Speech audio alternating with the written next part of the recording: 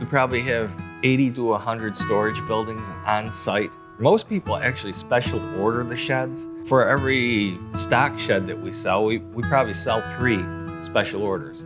There's a lot of different options for people now for sheds. They can be basic sheds that people just use for their, rakes and shovels and wheelbarrows and lawnmowers.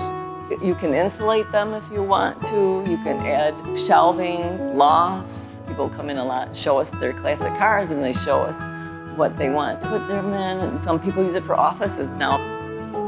Other people would prefer their sheds to look more like their house. So there's a variety of options that you can apply on any of these sheds. Nice thing about ordering is you get to choose your base color, your trim color, your roof color.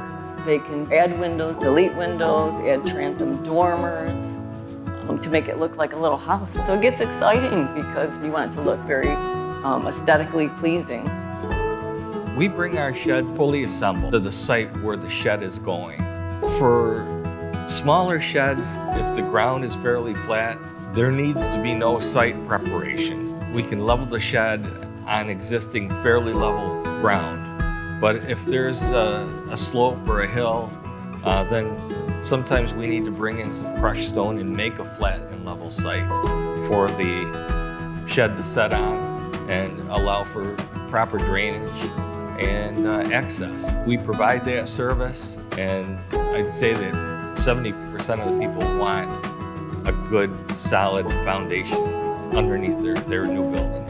All the employees know the process, and they can get a sense of what the customer needs and what they're looking for, and walk them through the process so that in the end, the customer knows what they're getting, they're happy with their choice, and we don't have dissatisfied customers when it comes to the shed being delivered to the backyard. They're always ecstatic about it. So whether you want it plain or fancy, we're able to provide